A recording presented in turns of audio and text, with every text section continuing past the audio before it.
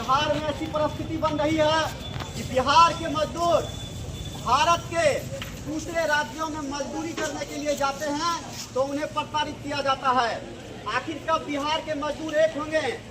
आए दिन भारत के अलग अलग राज्यों में बिहार के मजदूरों पर जो अत्याचार हो रही है उसी का ताजा उदाहरण है कि रामपुकार यादव, जो गढ़पुरा प्रखंड के शायद रक्सी के रहने वाले हैं, और रामपुकार यादव को इतना प्रताड़ित किया गया। वो एक कंपनी में काम करते थे और उनको इतना प्रताड़ित किया गया कि वो आत्महत्या कर लिए।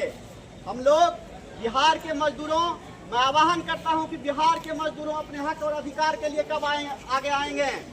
आजकल बेटियों की सुरक्षा का सवाल है, तो जो लोग परीक्षा दिलवाने या किसी अन्य कार्य से किसी शहर में जाते हैं तो अपने आप को सुरक्षित महसूस कर रहे हैं। यहाँ तक कि होटल भी सुरक्षित नहीं है।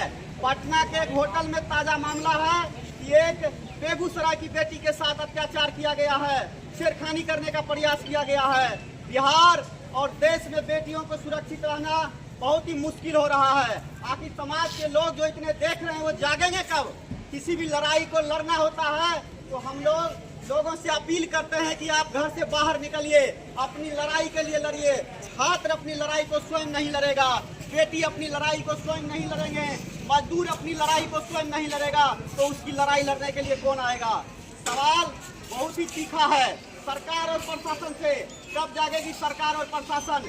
दो घटनाओं को लेकर के आज हमने जो यह प्रोटेस्ट किया, एक बिहार की बेटी को न्याय मिले, बेगूसराय की बेटी को न्याय मिले, और रामपुकार यादव जो मजदूर था, मजदूरी करके अपने बाल बच्चों घर परिवार का भरण पोषण करता था और मजदूरी के लिए अपनी परिवार का भरण पोषण के लिए जो हरियाणा गए थे वहाँ उनको इतना प्रताड़ित किया गया कि वो फांसी लगा आत्महत्या करने पर मजबूर हो गए। साथियों, हम लोगों को एकता बनाए रखनी है।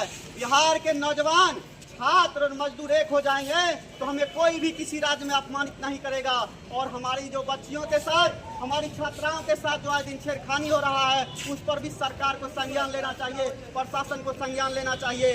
मैं इस प्रोटेस्ट के माध्यम से बिहार की सरकार और प्रशासन को यह आगाह करना चाहता हूँ कि जब जब बिहार की बेटी, बेगूसराय की बेटी पर अत्याचार होगा, बिहार के मजदूर पर अत्याचार होगा तो हम लोग चुप नहीं बैठेंगे, आगे आकर इस लड़ाई को लड़ेंगे।